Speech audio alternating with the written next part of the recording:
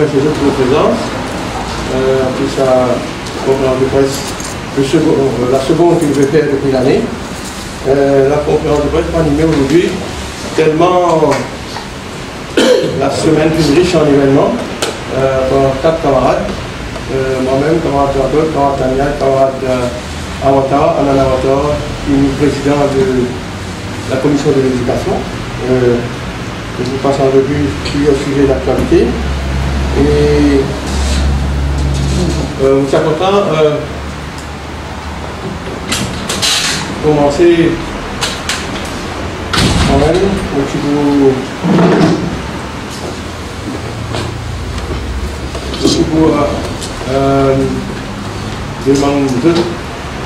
J'écoute nos camarades Jean-Claude. Après, là, nous passons les autres intervenants. Et moi, pour conclure la conférence. Merci, camarade président. Chers amis de la presse, bienvenue. Et merci de votre présence. Donc, on commence par un item qui s'est soulevé par un camarade journaliste ici présent la semaine dernière concernant le cannabis. Alors, comme les autres vous rappellent, parce que des gens maintenant qui lancent le débat d'une façon civilisée, avec un parterre de invités d'ici et d'ailleurs, et nous amène un combat pour qui nous disait un nouveau regard pour rappeler sur le cannabis. Et de faire ce bout de chemin, finalement, suivi par beaucoup de les autres organisations. Alors, je casse un tabou dans la formule de laquelle nous avons adopté. Et nous comptons qu'après les temps passés, et qu'ils ont dit déballer dans la loi, un cadre du Parlement. Donc, aujourd'hui, le gouvernement tunisien prend une décision. Mais nous avons dire d'emblée qui nous est très déçus, qui est l'attitude que le Premier ministre a adoptée récemment par rapport à l'épénalisation. Donc, nous pensons que le Premier ministre n'a pas pu suivre les événements au niveau national et international de tout ce qui est passé en ce qui concerne le cannabis au niveau mondial, et surtout son aspect médicinal, curatif, et qui, pour nous, c'était au moins ça qui faisait une première étape qui faisait finir abouti. Et malheureusement, nous sommes très déçus que malgré qu'il y a beaucoup d'interlocuteurs, beaucoup de débats qui finissent lancer, il y a beaucoup de gens qui prononcent, beaucoup de professionnels et qui finissent prononcer pour là, qu'ils soient médecins, sociologues, addictologues, malheureusement, déçus de cette attitude que nous considérons rétrograde, passéiste du Premier ministre. Mais le mouvement patriotique nous apparaît là. Donc là, nous travaillons un deuxième forum. Hein? Donc, en temps et lieu, pour les autres dates et intervenants qui nous pensent pour mettre sa plateforme là. Donc, parce qu'il pour nous, c'était un combat qui disait continuer l'étape par l'étape jusqu'à ce qu'il atteigne l'étape de la dépénalisation ou même légalisation, pourquoi pas, si on avance assez vite avec un élément qui est capable de faire une progression. Donc, ceci dit, donc, nous travaillons et nous pouvons amener un deuxième forum avec même philosophie qui nous finit là par rapport au cannabis, et nous souhaitons que la masse, la population participe activement à sa activité-là pour faire entendre raison au gouvernement. Ça, en ce qui concerne le cannabis. Le deuxième point, mon camarade journaliste, il concerne ce qui peut passer aujourd'hui là actuellement dans Agadega. Le mouvement patriotique nous est très inquiet des récents développements dans Agadega. Mais d'abord, nous sommes contents de dire à nos affaires. Nous considérons que ce gouvernement peut prendre une tendance dictateur de jour en jour, et nous appuyons nos 2-3 points pour dire ça. La première, cette tendance du gouvernement pour aller vers cette dictature-là, elle n'est pas commencée depuis maintenant, depuis les temps. Mais nous sommes capables, par exemple, citer cette tentative de museler les députés et ce fonctionnement comme gouvernement théorique avec pour établir une prosecution commission. Quand tu vous donnes plein pouvoir à une commission, l'eau la tête des députés.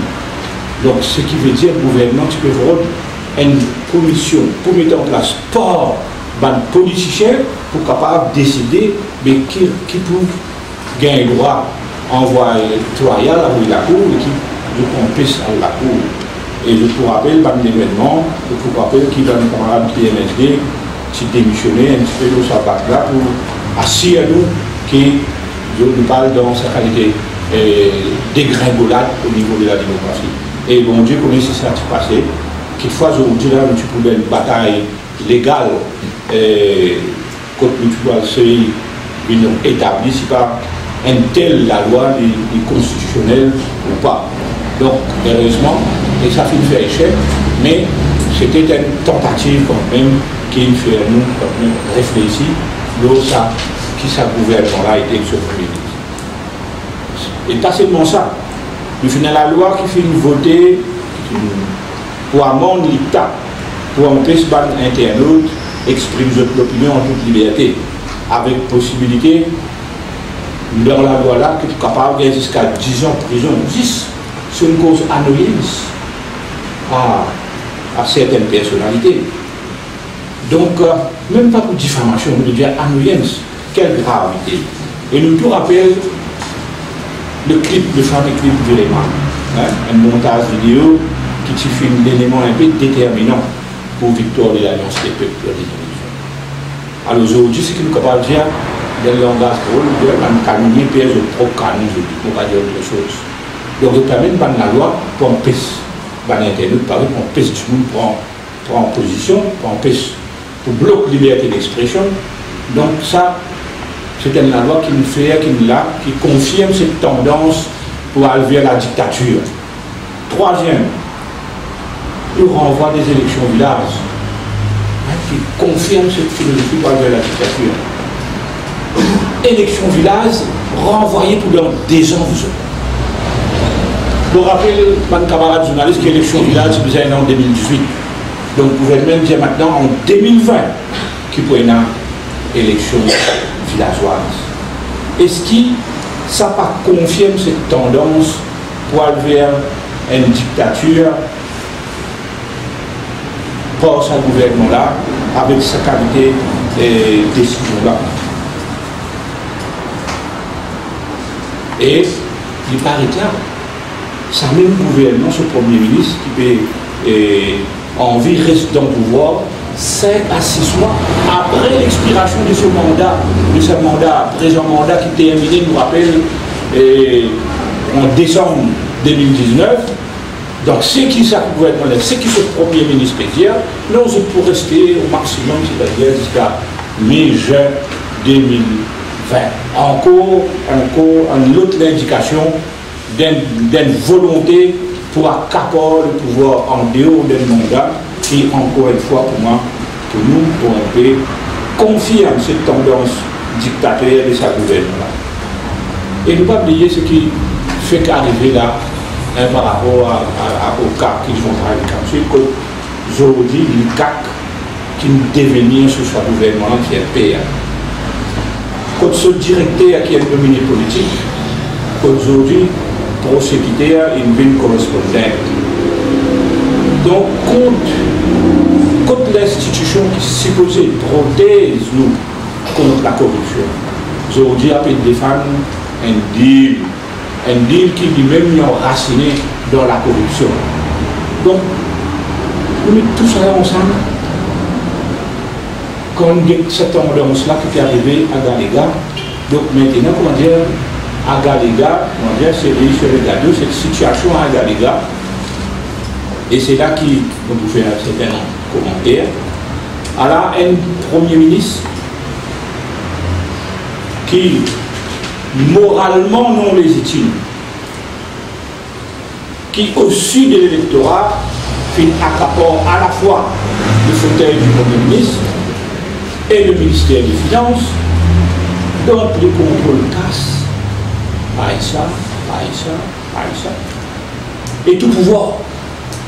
Aujourd'hui, peut écraser un secteur de la population à égal. Un gouvernement qui peut favoriser la discrimination telle qu'elle est confirmée par le Comité des Nations Unies pour l'élimination de la discrimination raciale. Et il y a plusieurs exemples pour capacité. Il y a plusieurs exemples qui nous-mêmes nous vivons, tous les jours. Évidemment, on va rentrer dans tout ce détail là, mais par rivière du campagne, on rentre dans le détail. Et aujourd'hui, ce qui peut passer dans Argalega, les médias interpellent tout ban mauricien. Actuellement, un régime dictateur finit instauré là-bas par OIDC, Overseas et Outer Island Development Corporation. OICD, qui est un organisme de l'État, et empêche aujourd'hui les Agaléens rassembler. Et empêche eux de faire réunion. Et empêche eux de coller la fils. En bref, pour atteindre à ce droit fondamental des citoyens et de droit constitutionnel. Pas oublier qui peut refuser droit à Ban Mauricien pour séjourner à Agalega.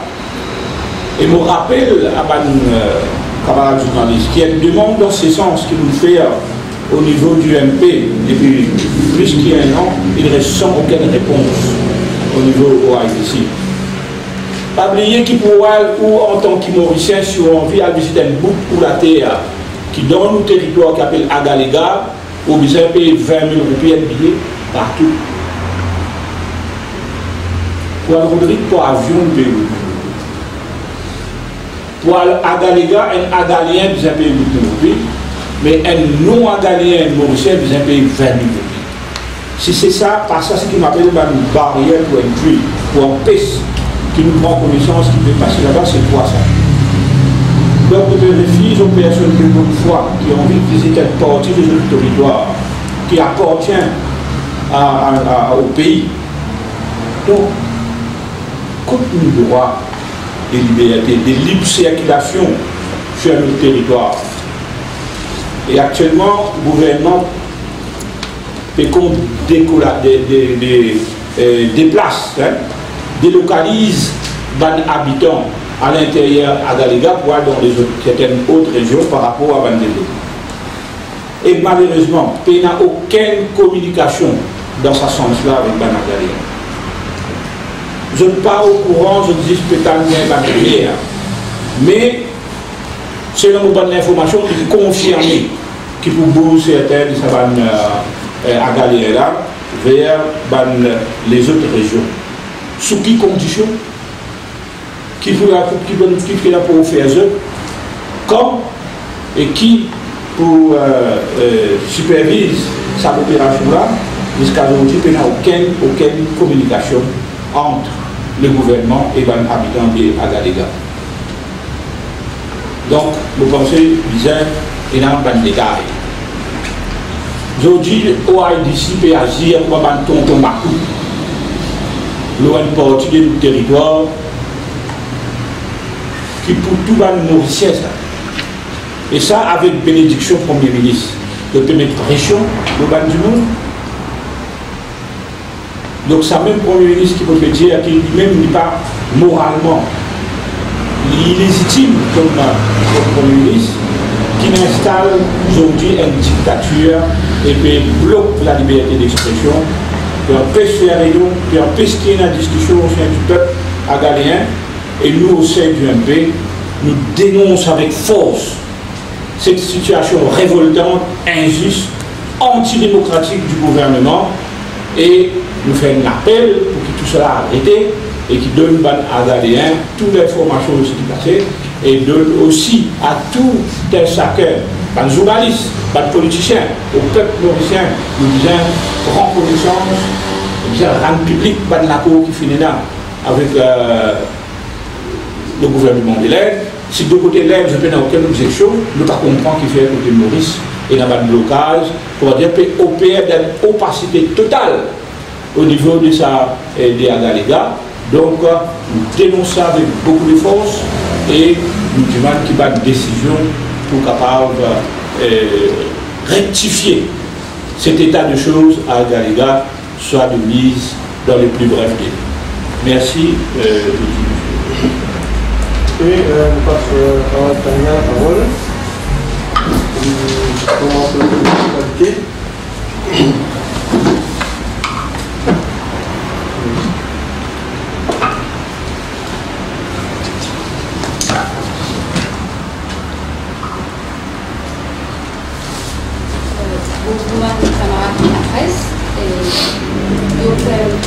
Aujourd'hui, nous posons un sujet en marge de la commémoration de l'abolition de l'esclavage qui est le 1er février. Donc, comme vous bien connaissez, le comité du diocèse du 1er février organise une marche de protestation le 1er février, justement à la Guadeloupe. Et qui fait ça? C'est un sujet-là bien important. La raison qui force le comité faire une marche pacifique, c'est le musée de l'esclavage. Le musée de l'esclavage, c'est un projet qui a débuté en 2011. Et ce qui est important, c'est qu'à travers son évolution, le musée de l'esclavage fait beaucoup d'avancées. Mais malheureusement, le projet-là finit bloqué. Et me pose quelque chose qui fait. Au fait, en 2016, dans le budget de 2016-2017, Praline Jagna crée une surprise en annonçant la création du musée de l'esclavage. Et le musée de l'esclavage, tu peux faire à l'hôpital militaire, qui est le plus vieux bâtiment de l'hémisphère sud. Ça veut dire que c'est la plus vieille construction. C'est de là le symbolisme, justement, de faire le musée d'esclavage à l'hôpital militaire. Et qui arrivait, l'hôpital militaire retrouve-lui à 200 mètres de Akravasigat. Akravasigat, comment vous connaissez, c'est un héritage de l'UNESCO mondial, donc qui est protégé. N'importe quel développement qui fait dans les environs de 200 mètres de Akravasigat, ils ont une certaine étude qui justement recommandée par l'UNESCO. Mais qui n'arrivait, le projet typical d'un bon rythme, et il y a justement un expert qui est venu, et il y a justement l'Université Maurice, le National Heritage Trust Fund, il y a le Nelson Mandela aussi, qui est impliqué avec ce projet-là. Je fais une soumettre à gauche au ministère des Arts et de la Culture pour la concrétisation du projet. Et il y a un expert mozambicain qui, dans l'esclavage, justement, dans un projet de musée l'esclavage, qui est venu, qui fait proposition, qui a une planification, un détail, tout est bien comme ça. Mais qui n'arrivait, le problème qui arrive au niveau du ministère des Arts et de la Culture.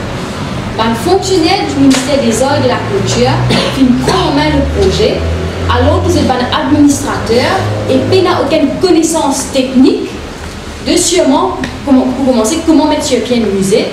Deuxièmement, de la culture africaine. Ce musée-là, gagne à travers Vijaya Tilak, le professeur Vijaya Tilak, qui est à l'Université de Maurice et expert dans l'étude de l'histoire de l'esclavage, inscrit dans ce qu'on appelle le slave route de l'UNESCO.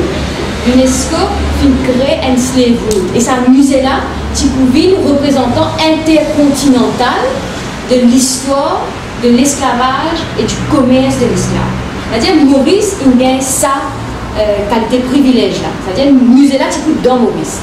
Puis il y a une compétiteur qui ne s'est pas posé là au Maurice, mais Maurice il réussit à résister et il garde posé là. Et qui n'arrivait, le ministère des Arts et de la Culture, malheureusement, un fonctionnaire, il est étonnant, de faire un appel d'offres pour une étude de faisabilité, pour connaître qui faisabilité pour faire ça musée de l'esclavage là, justement à l'hôpital militaire. Et étonnamment, je suis parti au courant que l'UNESCO, avant de commencer une étude de faisabilité, il y a une étude archéologique qui visait à faire pour assurer que ce développement-là va affecter la Kravasigat. Je ne finis pas l'expert là rendu un rapport, dit ben, vous visez à faire étude archéologique, après on va faire une visibility study. Et ce qui est agaçant dans cette histoire-là, c'est que le professeur Vijaya Tilak, le centre Nelson Mandela et le National Heritage Trust Fund, qui écrivent notre ministère. Quand on fait l'appel à projet, pour expliquer ou pas qu'à faire une feasibility study sans faire une étude archéologique avant. Et finalement, ça ne retourne contre eux. L'expert disait exactement la même chose. Donc, il y a un problème au ministère des Arts et de la Culture. Et l'autre problème qui peut arriver, c'est que ça musée intercontinental de l'esclavage, il est inscrit dans le slave route de l'UNESCO par rapport à l'histoire de l'esclavage en Afrique. Qui institution mieux habilitée pour superviser les travaux et la mise en application du projet? Mais c'est le Nelson Mandela Center for African Culture, le centre qui est dédié à Maurice, à la culture africaine, qui est le centre Nelson Mandela. Et nous nous retrouvons dans une situation que un officier du ministère, qui peut dans la compétence technique, peut prendre le leadership pour ce projet-là, sans vraiment comprendre et écoute une revendication justement de un centre spécialisé là-dedans et de un universitaire qui travaille au projet-là, qui fait recommandation au projet-là à travers le Truth and Justice Commission. Et nous dépensons millions pour gagner une recommandation qui va un expert, qui est là, qui va utiliser un PSE, qui nous crée le dire, mais commence par l'étude archéologique. Si le Premier ministre, quand il a annoncé en 2016 et 2017, quand il crée la surprise, il pose un grand commitment par rapport à ce musée-là, parce qu'il est primordial. Pas juste pour l'histoire de l'esclavage à Maurice, mais dans l'Afrique, c'est un musée intercontinental. S'il est sérieux, il vise absolument intervenir et mettre un lot. Parce qu'il est un fonctionnaire du ministère des Arts et de la Culture, pas pécave, même sa projet-là bien. Pas parce qu'il nous fait d'autres compétences de fonctionnaire, non, mais de peine à la capacité technique et les compétences techniques pour le faire. Et surtout, l'institution qui visait à prendre les devants, qui s'appelle le Centre Nelson Mandela, complètement, comment dire, de bagager sa place de leadership là, dans sa projet-là. C'est vrai qu'ils sont présents dans le comité, mais c'est à eux de mener à bien sa projet-là pour assurer que non seulement c'est fait bien, mais aussi qu'il prend en considération sa plus grande philosophie, qui est l'histoire de l'esclavage en Afrique. Et je connais qui fait un moment comme l'Université Maurice, on a accepté de rendre dans le Center for Research on Indentured Laborers and Slavery. On fait beaucoup de ce projet-là bien parce qu'il participe là-dedans, comme l'Université Maurice, on donne un coup de main même s'il passe dans le domaine. Et il y a des raisons rationnelles qui font nous inférer avec une raison émotionnelle. Première raison rationnelle, c'est qu'il Maurice, dans l'histoire de l'esclavage, tient un centre administratif. Donc, il est plus qui justifié qu'il nous maintenait sa projet de musée d'esclavage intercontinental que nous.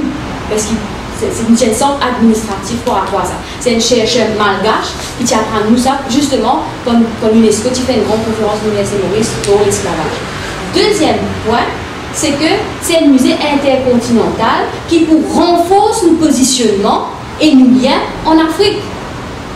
Quoi de mieux pour l'île Maurice, c'est une relation avec les autres pays d'Afrique, qui est là un musée intercontinental de l'esclavage et qui nous fait partie de sa slave route là, qui nous vient dans sa map touristique pour l'Afrique. Nous verrons dans un package, nous renforçons nos liens avec les autres pays d'Afrique. Quand ancêtre de les esclaves, qui vivent Maurice, nous devons renforcer les liens avec ces pays-là, qui peut justement tu peux envoyer l'esclave dans Maurice, nous devons renforcer, ça c'est des raisons rationnelles, qui sont tellement forts que Maurice ne passe à côté de la plaque quand il pose ce projet-là. Parce qu'il ne va pas oublier l'Afrique, il est un continent très important. Maurice est une position privilégiée dans l'Afrique et il a un sens qu'il a sa qualité de lien avec l'Afrique, il positionne là. Donc surtout à ne pas négliger. Et troisièmement, c'est la question émotionnelle. Mon gars a l'opportunité de participer à un travail de consultation avec le Center for Slavery, for Research on Slavery, Indentured Laborers and Slavery. Et nous descendons justement dans un village, la côte, il y a un descendant plus ou moins identifié comme un direct devant l'esclave. Et qui est le gros problème qui va nous une descendant, qui a sa descendance africaine là et là, je ne pas connaître l'identité, je ne pas connaître l'histoire. On m'a dit qu'il efface ça de notre mémoire. Et le Truth and Justice Commission, il dit pour l'émancipation justement de la communauté, de la descendants d'esclaves, il est extrêmement important, qui fait une réparation culturelle. Et ça musée-là, du coup, amène sa réparation culturelle-là. Je me rappelle, il y a l'expert, le professeur Benigna Zimba. Zimba, il y a une Mozambicaine. Il amène ce linge traditionnel mozambicain. Et ben, des gens qui sont émus parce qu'ils ont systématiquement connaissent leurs ancêtres sortis de Mozambique. Ils sont émus comme les Mozambicains, les Amézones, et comme ça l'est traditionnel là. Et très important dans n'importe quelle société qui nous pas régner l'identité, l'histoire culturelle et l'histoire identitaire auquel il est. Et il fait partie de la recommandation Truth and Justice Commission. Ça, c'est vrai qu'il y a un point émotionnel, mais il est extrêmement important dans une démarche de nation building. Et renseignement qui m'a gagné, la raison pour laquelle le centre qui est habilité à prendre le leadership, qui a tout le commitment et le mandat pour amener ce projet à bien, qui le centre Nelson Mandela, pas pécable pour le leadership, c'est parce que section 32 du Nelson Mandela Act, qui donne justement le pouvoir de gérer ce projet-là, fin amendé en 2013, pour donner sa pouvoir-là, mais jamais pas fin programme. Ce qui expliquait, qui fait, c'est un fonctionnaire du ministère des Arts et de la Culture qui peut mener un projet et qui peut faire une erreur monumentale pour payer un consultant des millions pour faire une visibilité study, alors que le centre Mandela dit c'est un héritage UNESCO, si ça côté ou pas qu'à faire ça, ou bien gaspiller le casse. Et il est extrêmement triste qu'il casse va contribuer à un projet qui coûte autant de millions, nous finit par dire quelques millions dans le projet là. Avec une visibilité study qui retourne à ce qui est expert et ce qui sent, qui est adapté, qui et là sa capacité, sa mandat, occupe ça quelques projets-là, il tient au ministère. Donc nous faisons un appel au ministre des Arts et de la Culture et au Premier ministre, parce que le Premier ministre vient prendre le lit et annonce un projet-là en 2016 et 2017. Nous faisons un appel, c'est un projet qui est extrêmement important pour deux raisons qui me mentionnées, telles que la place historique Maurice dans le commerce de l'esclavage, mais aussi par rapport à nos liens avec les pays africains. Et troisièmement, pour la raison émotionnelle, parce que si nous cause nation building, nous devons reconnaître l'identité de tout le monde. Donc c'est un peu l'appel que nous faisons. Nous faisons un appel au Premier ministre pour proclamer justement la section 32, l'amendement de la section 32 du Nelson Mandela Act, pour qu'il Nelson Mandela Act, le Nelson Mandela Center, puisse prendre le leadership, mais aussi que le ministère des Arts et de la Culture se ressaisisse. Ce projet-là, le Nelson Mandela tombe sous le ministère des Arts et de la Culture, et c'est le Nelson Mandela qui est habilité à faire le projet, pas mettre dans la même fonctionnaire qui fait la compétence technique et mandat, justement pour faire ce projet-là. Donc c'est l'appel que nous faisons au Premier ministre et au ministre des Arts et de la Culture. Merci, Jean-Antoine. Je passe la parole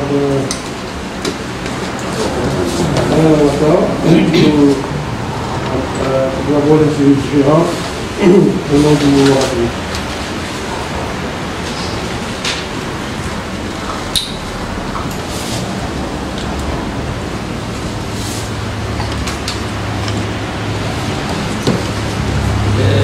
Les amis de la presse, bon après-midi. Merci Président. Le Président vient actuellement comme Alain Naouta. Et malheureusement, la presse pas derrière. Il dit Alain Naouta. Il y a un seul Alain dans le parti. Il y a un deuxième. Bon, pour cause essentiellement un sujet de brûlante actualité qui a la une, surtout après les résultats du SI. La question de carte crédit pour gagner accès dans l'Ower 6. Ça, issue-là, une fois de plus, donne raison au mouvement patriotique dans ce sens où, en l'absence d'un plan global de l'éducation qui cut across une décennie, après consultation de stakeholders, un problème comme ça de route pour continuer à gagner et pour faire nous beaucoup de taux dans l'avenir.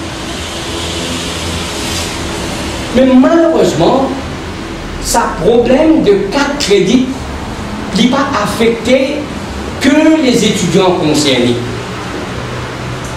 Cette ramification va beaucoup plus loin. un élève qui n'a pas fait un 4 crédits, il peut impérativement vous doubler. Et quand il doublé, son parent vous paye examination fees et fardeau additionnel. Bons enfants qui composent l'examen pour la deuxième fois et qui pas fait gagne 4 crédits, je donne à 2 choix. Get l'ambition flétrie, ou bien deuxième à MIT, malgré tout. Parce que tous les enfants ont l'ambition de tout un jour, ils ont l'ambition de faire le SI, le HSC à l'université. Or, allons dans l'espoir pour l'université.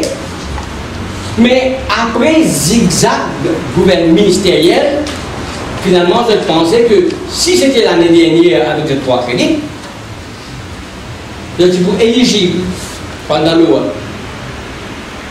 Mais à cause de la consistance du ministère, je rêve qu'un rêve.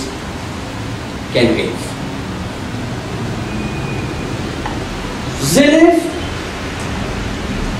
qui avaient tout sur l'espoir, pas de accès pour le faire lower 6, ils commencent à développer une aviation pour tout ce qui concerne l'étude. Ils viennent frustrés parce que avec ces 3 crédits, ils sont capables de rentrer dans lower 6 l'année dernière, mais cette fois-là, il est impossible de le faire. Additionnellement, la frustration, l'amertume que cela cause aux parents. Un parent qui continue dans l'incertitude par l'incohérence ministérielle. Parce que initialement, quand on connaît, il dit 5 crédits. Après, je fais les 3 crédits pour gagner accès lower 6. Le ministère repropose 5 crédits. Après contestation de part et d'autre, le ministère fait une backpedal, il vient maintenir ces 3 crédits. Après ça, il dit l'année suivante, il va accepter que 4 crédits. Et l'année prochaine, 5 crédits. Mais il crée beaucoup d'inconvénients. Parce qu'il y a des enfants calipérants dans le cycle secondaire. Il est clair. Grade 7, qui vous a outcome aidé quand il termine le cursus secondaire. Mais en cours de route, quand nous changeons dans le goalpost, il crée beaucoup de vagues inutiles. Si seulement le ministère est capable de montrer un petit peu plus responsable, plus professionnel dans cela. Ce matin, le conseiller du ministre dit comme ça que dans les enfants qui ne sont pas pour éligibles pour rentrer dans l'OS6, je vous disais à MITD. Nous essayons de mettre dans la peau de ces étudiants. Avec dans la peau, sur un parent qui est un rêve pour ces enfants terminent son étude à l'université. On va se donner en cours de route, nous disons non, tu vas vous pour faire ceci à MIT. La question qui se pose, nous tous connaissons Maurice. MITD, il est supposé être the last resort choice, dernier recours. Et nous devons continuer l'attitude qui est maintenant dans Maurice, nous look down de la profession pareille. Malheureusement. Mais le ministère pas venu faire rien to add value pour une activité banco qui MITD peut proposer. Mais par contre, le deuxième pays comme Singapour, la Suède, 70 à 75% de élèves optent pour une polytechnique. Mais ici, nous avons une philosophie erronée qui tous les enfants besoin de l'université. Et pas tous les enfants qui sont intéressés à l'université. Et les parents font jeu. Et la peer pressure. Et le sujet de faire l'université pour qu'ils ne soient pas portés. Mais à the end of the day, c'est de faire ça étudiant-là, un petit tour. Mais par contre, si nous valorisons le cours qui MIT peut faire, le Polytechnique peut faire, la situation est différente. La frustration, c'est l'enfant, c'est différent. Il y a absolument des enfants, moi, même dans le disco, les enfants là ne parlent pas le disco, gagnez-les ou gagnez-les, ils vont dispenser. Mais celui de ta dame, tout différent. Il parle, il est intéressé pour faire ceci pour l'université, ou gagnez-les à MIT, sans qu'il valorise MIT. Nous, au MP, vu la présente situation, nous avons que les étudiants avec 3 crédits sont capables de continuer leurs études dans le W6 pourvu que ces 3 crédits-là les tallient avec ce main qu'il peut faire de l'HSC. Bon, dit bon, politique ministère, il disait rehausse le niveau d'éducation. Et pour rehausser le niveau d'éducation, on va juste mettre les lois, le free of 4 credits, qui automatiquement, là aussi. Il y a toute une panoplie de mesures dans son ensemble que nous devons considérer pour qui le niveau rehaussé. Nous pensons que nous devons donner aux étudiants un moratoire qui est suffisamment raisonnable pour qui, on va dire forme 2, forme 3, je connais qui, à the end of the secondary cycle, je besoin 5 crédits. Alors ça, il faut aider de préparation, il faut aider de confidence building, il faut aider de change of mindset. Parce que ça me dit franc. Finalement, ces derniers temps, un délaissement de la part des parents et aussi des managers qui va prendre l'étude assez sérieusement. Enfin bon, il y a une partie, un pourcentage. Ça veut dire tout 3%. Alors si je connais au début, qui à the end of the secondary cycle, à me forme 5, donc vous besoin 5 crédits, je t'enlève ceci, donc il y a plus pire. En parlant du rehausse du niveau, maman dit, il y a un paquet panoplie de mesures. Et une des mesures plus importantes, on est capable de toute qualité facilité dans les élèves. On est capable de taper l'estomac, nous donne tablette dans l'enfant primaire. Mais si le professeur a même mal formé, le professeur n'a pas formé, le professeur n'a pas conservé tablette. Et tout, non involved. Il n'est pas pour la peine. Mais sa pratique de supply teacher, mon pensée, il un viol de la chose académique. Dans les années 50, 60, si je vous rappelle bien, au niveau secondaire, la majorité des profs sont formés. Parce qu'ils n'ont pas tenu une institution pédagogique, comme le MAI, pour former des étudiants secondaires, le général primaire, teacher training college, mais secondaire, quand on finit au SC ou bien au HSC ou en professeur. Mais arrivé à une époque où tu dépasses sa phase, la plupart, la majorité, nous sommes professeurs qui sont formés. Or, la politique présente du ministère, c'est qu'il prend un professeur non formé, comme on finit au HSI, ou bien SI dans certains cas, sérieux comme supply teacher, sans aucune formation pédagogique. Je ne vais pas vous étonner qui va les enfants bien et que le niveau est dégradé. Il y a plusieurs articles dans le Mauricien de l'éducation qui fait mention. La première conférence de presse sur l'éducation qui entre autres fait mention qu'il y a une mauvaise pratique. Sa pratique qu'on appelle supply. Le gouvernement peut gagner l'économie. L'économie qu'il peut faire, dans la tête, chaque supply teacher. Parce que comment arrive octobre, supply teacher is given marching order. Pas pour besoin de payer octobre, novembre, décembre, pas pour besoin de payer le 13e mois.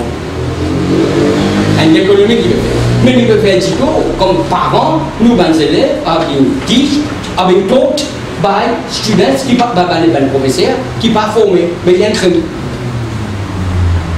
Nous devons aussi, pour résoudre la situation, revoir le mode d'évaluation.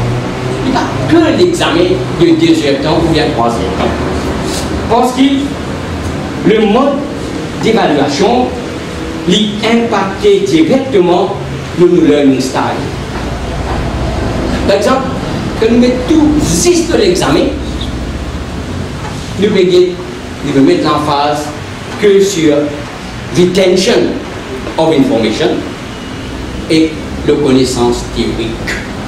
Quand on connaît qu'on apprend une matière par cœur, après 3 mois, après 6 mois, après l'examen, on commence à plier, nous retenons presque. Nous ne retenons que 20-25% de ce que. Donc, il n'est pas surprenant que le niveau d'éducation d'année en année peut baisser. Donc, nous, au MP, nous souhaitons que le gouvernement règle sa problème de 4 crédits là au plus vite, parce que nous, les enfants et les parents, sont traumatisés. Merci.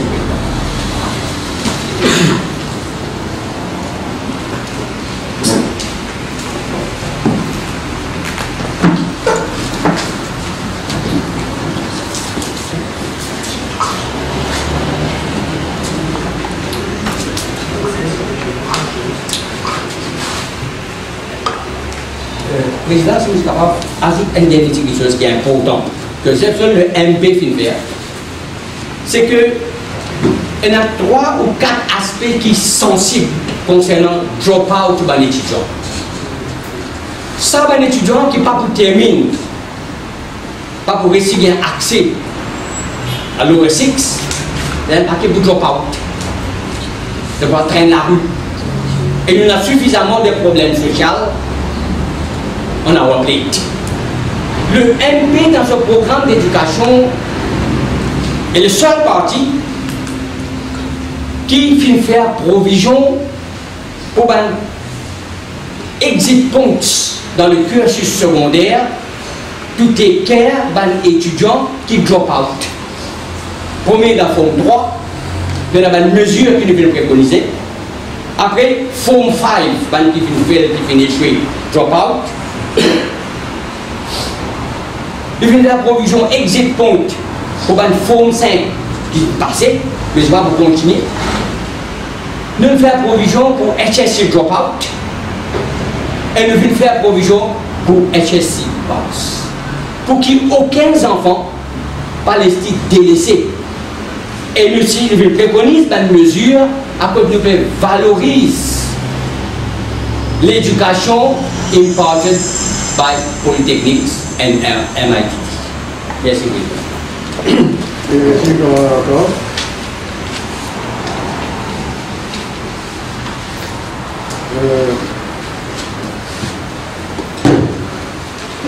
Donc, j'essaie d'être aussi bref que possible à camarade. Donc, on propose l'affaire Privy Council, le procès de Pramila.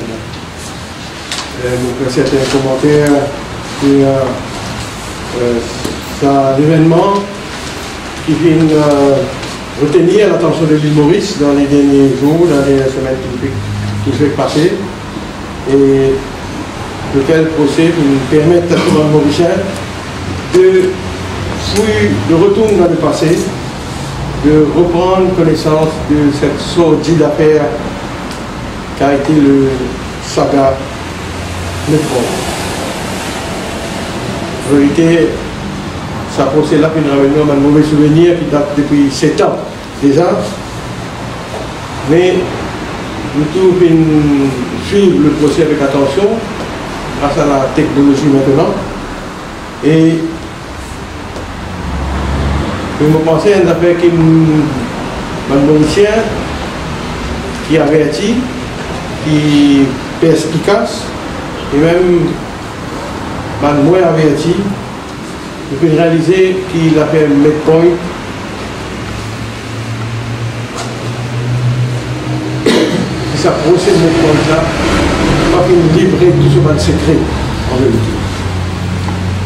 Et la question qui nous posait quand on écoute le procès attentivement, c'est qui explique toute la vérité sur vidéo, malgré l'enquête qu'il fait pendant plusieurs années. Et la deuxième chose que nous avons dire, c'est que même un juriste avec une certaine expérience et plus encore profane, qui peut l'intéresser à ce dossier-là, vous pensez difficilement capable de prédire ou pronostiquer quelle sera l'issue de cette affaire. Beaucoup de commentaires de spéculation, d'extrapolation, qu'il fait, mais vous pensez, moi, il est bien audacieux, celui qui est capable d'affirmer qui peut sortir de ce procès. Et vous pensez qu'il est présomptueux, prétentieux, de ne pas pousser lire qui est là, déchiffrer qui est là, dans la tête, ça 5 l'autre qui écoute le procès là. Et vous pas penser nous capables, à la lumière de la question que vient de poser l'avocat ou l'autre avocat, nous capables de read into their mind. Parce que l'autre, c'est une façon spéciale de procéder avec notre expérience, notre connaissance, notre maîtrise du droit.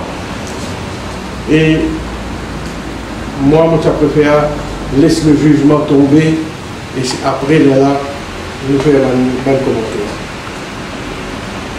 Mais toute l'attention qui vient diriger vers l'affaire Medpoint devant le conseil privé amène-nous à conclure quand même, malgré tout ce que nous dit là, comme commentaire préliminaire, mais ça constitue tout une focus de cette Medpoint là, on guette le procès, puis suivre le procès attentivement, mais une priorité, et ça amène-nous à conclure aujourd'hui qu'une priorité dans le combat contre la corruption, contre la fraude et la corruption, et de revoir en toute urgence le Prevention Against Corruption Act, avec l'expérience qui nous fait acquérir depuis 2002, l'année qui le POCA qui a été par le temps. 2002, aujourd'hui nous en 2019. Beaucoup de l'eau qui traverse ce ban pont, beaucoup de salles qui traversent ce ban pont de corruption dans le pays. Et bien l'expérience-là permet-nous à conclure qui nous disait à revoir le fond sur la loi. Je me rappelle, c'est le premier comprehensive legislation qui permet à l'État mauricien, soit un gouvernement MSM ou même, de faire reculer la corruption. La POCA, c'est un passage obligé, in fine, à initier le combat contre la corruption en Maurice. Il permet encore une campagne de sensibilisation, mais aujourd'hui, il est clair qu'il y a la loi qui est là sur une limite.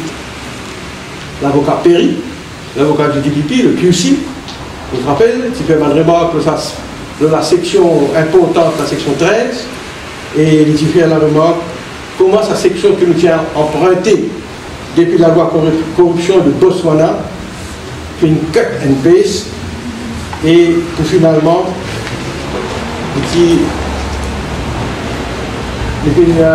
donc ça emprunt que nous fait ça copié, qui est copié depuis la loi Botswana là. Nous trouve la formule qui existait dans la section 13. Et je vais nous faire remarquer comment dans sa section-là, il y a une sous-section qui en plus, qui dit la même chose qu'une autre section. Et c'est un exemple qui me dire qui vient regrette la loi.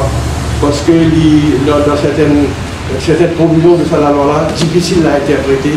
Et dans l'avenir, il faut continuer le problème dans la cour, la cour à première instance ou dans la cour de paix. Et donc, pour nous, l'air est arrivé pour mettre sur pied un select committee sur le programme. Un select committee, après 15 ans, à peu près, pour nous regretter, nous tirer les leçons qui s'imposent, nous améliorons la loi, nous consolidons la loi, pour ne pas permettre aucune autre brèche qui est capable de permettre les corrompus servir dans loopholes qu'il y a dans la loi. Et dans sa optique-là, une priorité, c'est régler le fonctionnement du Parliamentary Committee l'ONICA qui est dans la section 59 de nous, la loi POCA.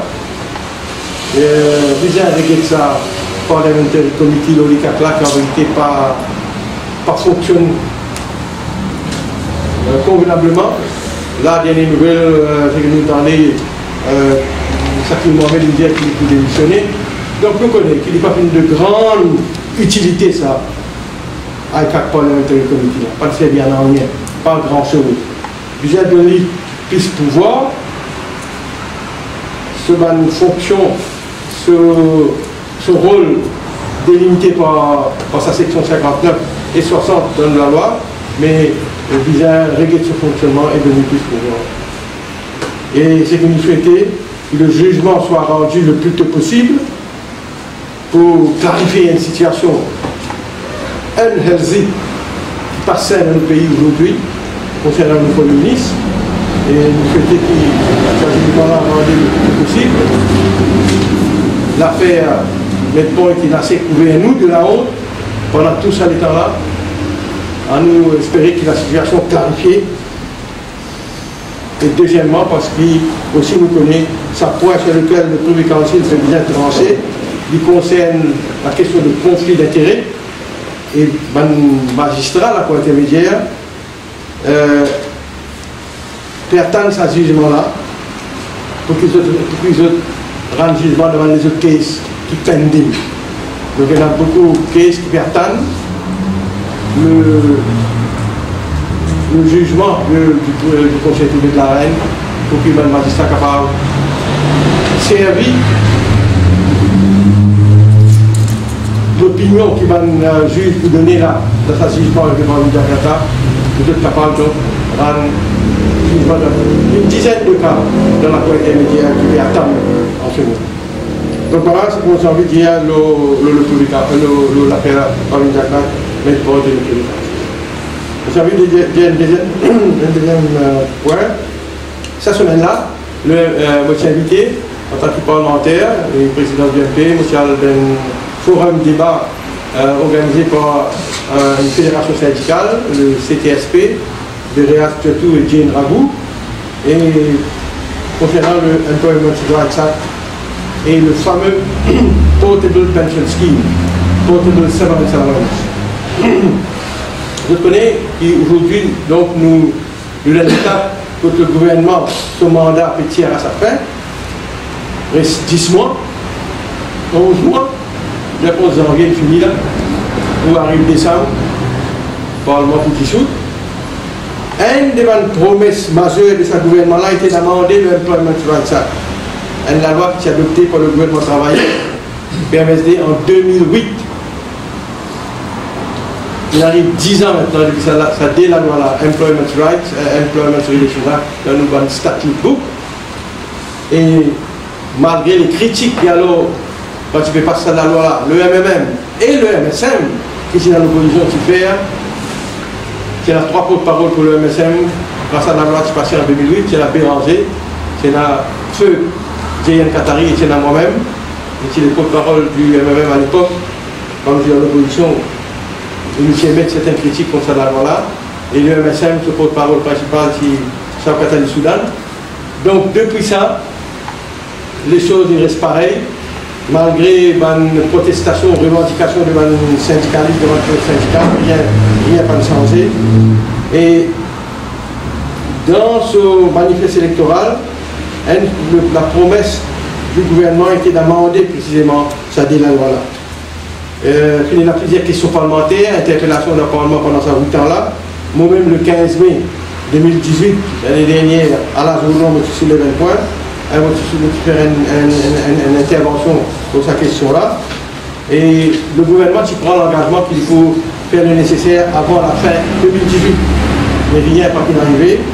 Le député Balamou dit aussi très souvent qu'une cause là, puis faire les mêmes interpellations, mais rien. Rien donc de concret. Et là, la dernière réponse, le 27 novembre, que le ministre Nchiakile, il dit que le gouvernement il propose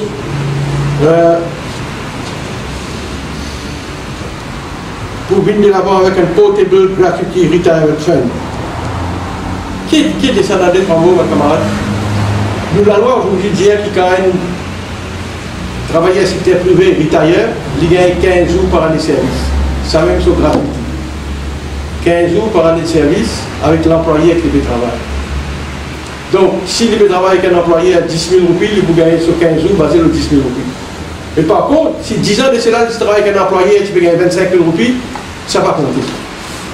Alors, le porte-parole de Severance Allowance, il me proposait qu'il prend toute l'année qu'il y a un travailleur, un travail, tout employé sur lequel il travaille. Parce qu'aujourd'hui, de toute façon, il y a une mobilité d'emploi qu'on le connaît, beaucoup de monde sans travail, dans le secteur de construction par exemple. Donc, sa formule-là est plus juste. Syndicat demande ça, le gouvernement il dit donc qu'il faut venir avec une gratuité qui va remplacer le régime qui existe aujourd'hui dans le gouvernement. Mais seulement, pour faire ça, il vient faire une étude d'actuaire, et si comme il fait cette étude-là, et le rapport est finalisé le 5 octobre, et ce rapport-là, il remet au comité ministériel qui est responsable pour mettre le changement nécessaire. Et c'est qu'il la réponse du ministre d'hier, la dernière réponse datée le 27/11/2008. Le comité ministériel maintenant il finit de soumettre ce rapport devant une proposition d'amendement. Et le ministre maintenant nous dit qu'il le draft bill pour introduire en 2019. C'est l'année-là. Et nous, le mouvement patriotique, nous demandons solennellement au ministre de finaliser les amendements une fois pour toutes et que l'amendement circule pendant les vacances là.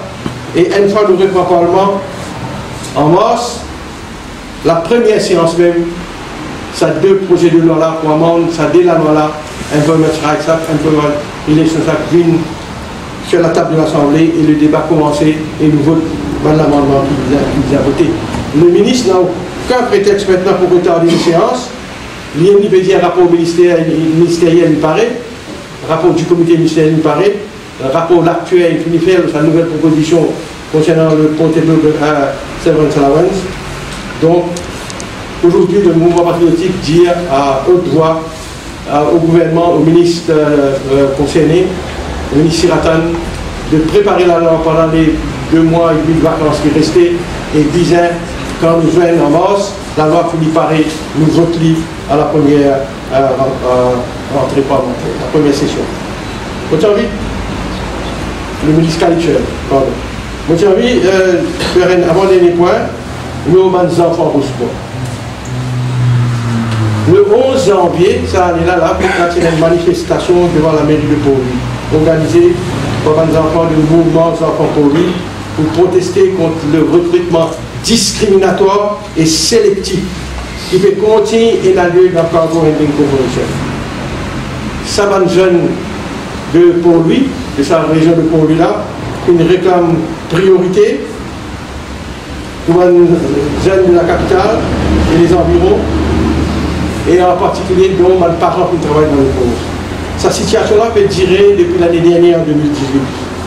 ça va même manifestant, je suis descendu dans la rue en 2018 pour exprimer notre frustration, notre colère face à ce que je dis à l'injustice.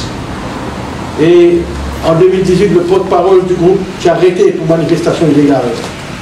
Un manifestant qui bloque Bansimé. Bansimé qui amène le trafic vers le port, qui bloque la circulation. Et pour mon dire, le 6 mars 2018, donc 2018, il y a une manifestation. Et maintenant, ça on est aussi au début de l'année, pour mon dire, il y a une manifestation encore. Et le 15 janvier, nous venons apprendre là récemment 122 nouvelles recrues recrutées comme General Purpose Worker. Et la grande majorité de ces recrues-là sont aussi en dehors de la région, de la localité avoisinante avec le nous ne pouvons pas dire qu'il est bizarre faire des affaires illégales ou contre la loi.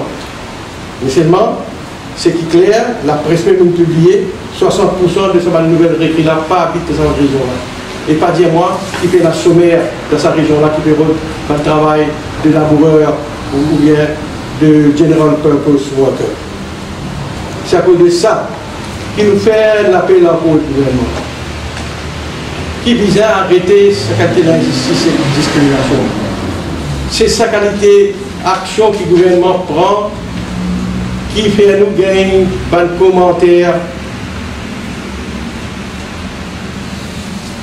méprisants de la part qu'on nous gagne, de la part des Nations Unies, qui cause la discrimination dans Maurice contre un certain segment de la population. C'est l'exemple vivant et concret que le gouvernement peut perpétuer dans nos pays et qui peut donc permettre à une institution comme la Nations Unies de critiquer nous aujourd'hui pour nous dire qu'il y a encore une discrimination. Et c'est ça l'action là même qui crée un climat de suspicion, de division, de méfiance dans le pays. Donc à cause de ça, nous sommes en totale solidarité avec sa mouvement de enfants Rochebois et nous devons le gouvernement arrêter avec sa qualité pratique. Et le dernier point que nous avons envie de faire avec nos camarades, au crédit, parce que nous pensons que les gens nous passaient 2-3 jours de cela et nous pensaient de tout une choqué quand nous finissons sa nouvelle là, sa décès de sa jeune fille, sa adolescente de 15 ans là.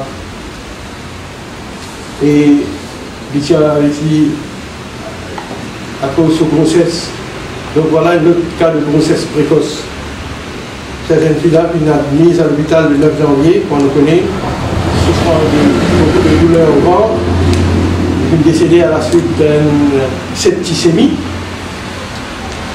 selon le rapport d'autopsie, et pas capable de continuer tout ça. Là, après ça, il y a un autre cas aussi là, il y a encore 11 ans, 12 ans.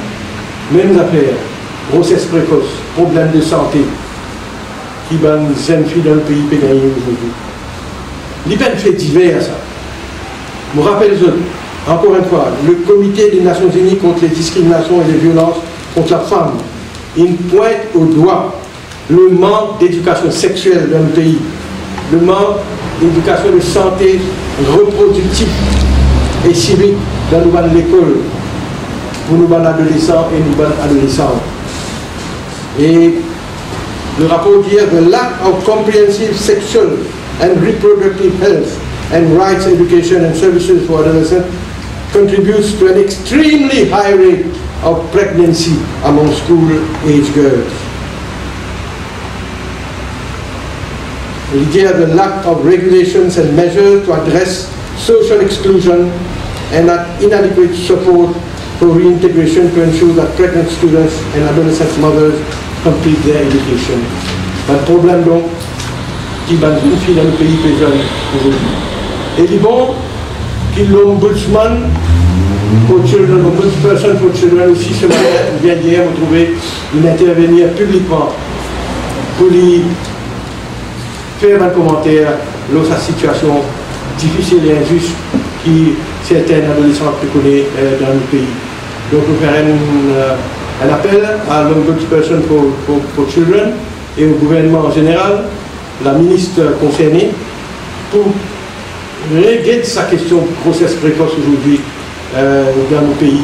Quel mal qui fait attaque, malheureusement, des enfants qui viennent de bonnes familles, de bonnes ménages, modestes aussi, humbles aussi, pour qu'ils soient capables d'amener une bonne mesure, une bonne solution à ce problème qui fait cause autant de distress pour une catégorie de la population. Le MP donc demande solennellement au gouvernement mettre sa question de grossesse précoce là high en its agenda pour nous capables d'arrêter sa situation de difficulté qui peut dans l'adolescence dans le pays pays.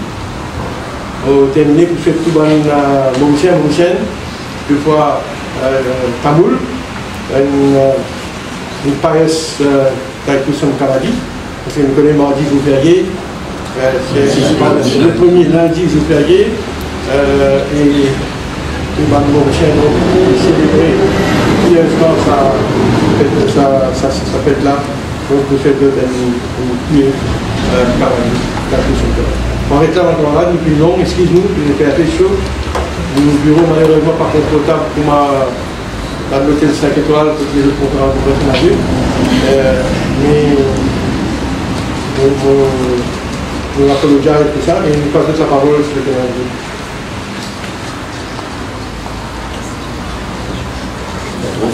Autre chose de s'appuyer avec, nous assommons nous autres suffisamment. Mais événement oblige, parce que vous le savez, c'est partie de l'événement certainement. Merci beaucoup. Je vous pose des questions et merci beaucoup de votre présence.